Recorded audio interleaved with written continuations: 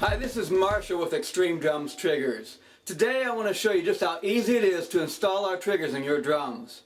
I'm going to show you three basic installations. First, in a 12-inch tom. Second, it'll be in a 14-inch wood snare drum. And third, in a kick drum. We're going to use a single trigger in the tom. We're going to use a dual trigger in the snare drum that gives you rim trigger capabilities. And then we'll use a kick trigger in the bass drum. Okay, to install an X1 trigger in a tom, the first thing you want to do is take the top head off.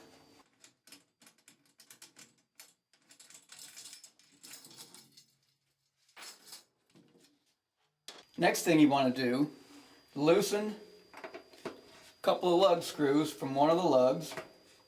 If you have a drum that just has one lug screw per lug, that's fine. It'll work also. Then you take the X1 trigger, slide it behind the screws, and you want to line that up to where it sticks above the top edge of the drum, maybe about 1/8 of an inch. Then tighten the screws back up. Then you take the 3-foot cable that came with the trigger, feed that through the vent hole, and plug it into the trigger. Make sure that plugs in all the way. Then you take the jack on the other end of the cable and attach it to a lug screw on the bottom rim of the drum. Any excess cable you have on the inside, you can either wrap up and use the twist tie that came on the cable to make it nice and neat. Here's another option. You can even gently wrap that cable around the back side of the trigger, like so. Put a mesh head back on top in place of the acoustic head. Then tighten that mesh head fairly tight. Next, take the connecting cable that came with your drum trigger, plug it into the jack on the bottom rim, and you run that over to your drum module, plug it into the drum module, and your drum is ready to play. It really is that simple. Next, we'll install an X2 trigger in a wood snare drum. The first thing we need to do is take the head off the top of the snare drum.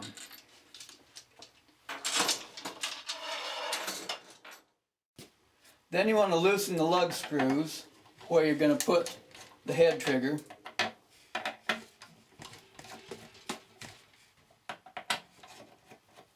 You may need to loosen the tension rod on the bottom of that lug. This is what an X2 trigger looks like. You have the head trigger sensor and the rim trigger sensor, and you loosen a couple of screws on one of the lugs, and you slide the head trigger behind those screws, and just like on a tom, you want it to stick up just slightly above the top edge. Like so. And you tighten the screws down. Then, 1/4 of the way around the drum, you loosen another lug. You slide the rim trigger behind the screw, just one screw on this one, and tighten that up. And now you want to make sure that that rim trigger does not touch the head. So there needs to be a gap between the top of the rim trigger sensor and the head itself. Tighten that up, make sure that's snug. Next, take the small cable, feed it through the vent hole, and plug it in to the jack on the head trigger. Attach the jack to a bottom lug screw like you did on the tom. You're going to have some excess cable. You can just have that laying inside there if you want, or you can wind it up, or you can even wrap it around the back side of the head sensor just like you did on the tom, like so. Then we want to put a mesh head on top. Here I'm going to use a triple ply Billy Blast mesh head. I highly recommend Billy Blast heads, the triple ply heads anyway, if you're a heavy hitter at all. They're very durable, they're very sensitive as long as you keep them real tight. And they're just as sensitive as a single ply head. Put the rim back on.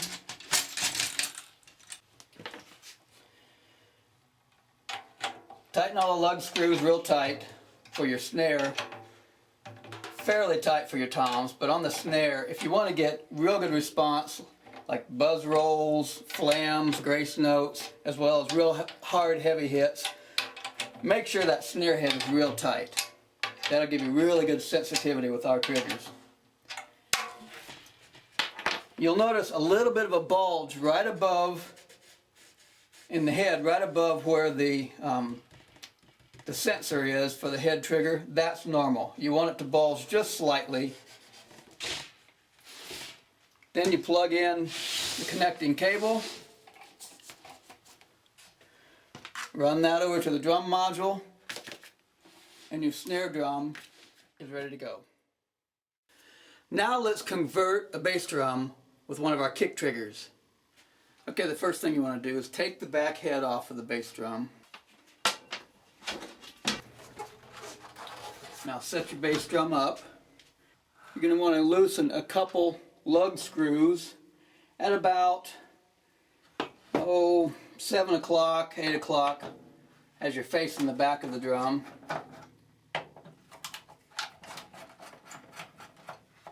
If you're going to be using a double kick pedal, you may want to mount your kick trigger either down here or up in the top somewhere.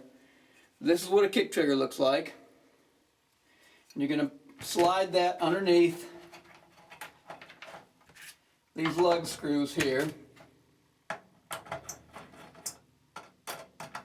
Again, if your lug screws aren't long enough, once you've loosened them and slid the kick trigger underneath, we've included longer lug screws that you can use.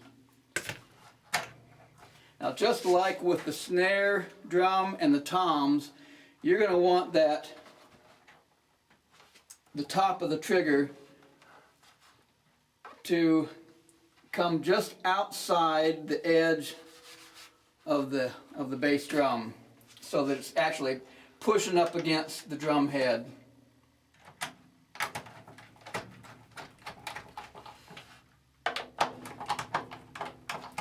It needs to stand up about an 1/16 or an 1/8 of an inch above the edge of the drum. And when you tighten that up, then take the short cable, feed the plug through the vent hole, and plug it firmly into the jack on the trigger. Make sure that it's plugged in all the way. Now let me share with you a secret I've discovered, and this is what I use in my bass drums. When you convert a bass drum, the mesh head you put on it is a little bouncier than an acoustic head. And sometimes that causes a problem with double triggering, with the bass drum beater bouncing on the mesh head. So the way around that is you need to put something inside the bass drum about 1/2 to 3/4 the way up, like old blankets or pillows, and that will absorb some of the shock of the bass drum beater and make your converted bass drum respond a lot more like an actual acoustic bass drum. So in this one we're going to put a couple of pillows in it.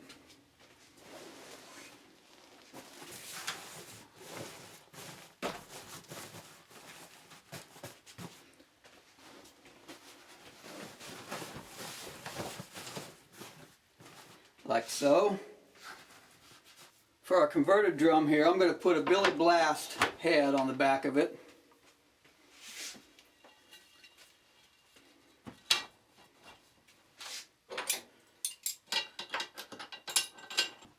Okay, got the head on. Want to make sure that you've tightened it fairly tight, not real tight, not real loose. That will give you the best response. Now you notice I put the jack from the little cable right here at the top, so you can reach it easily to plug in the other cable, the connecting cable. Plug that connecting cable in,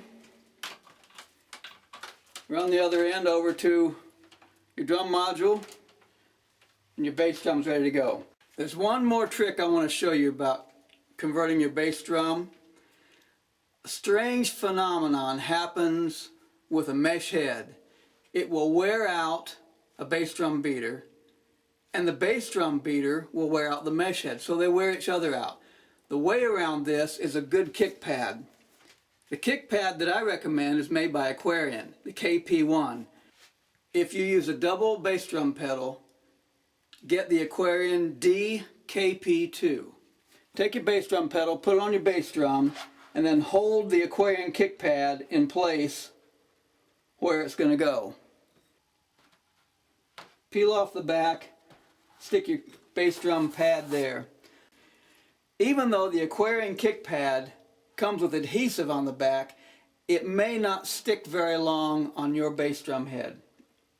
The mesh head doesn't really hold a kick pad as well as an acoustic head. So you may want to peel that head back a little bit and put some super glue gel behind it. Put some on the bottom side too.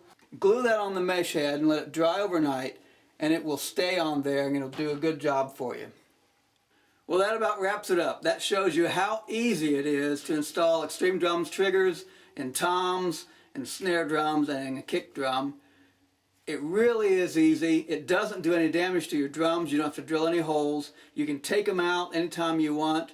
You can even leave them in and put the acoustic heads back on to play your drums as an acoustic kit. And the triggers will act as small internal mufflers to muffle some of the overtones that an acoustic head gives.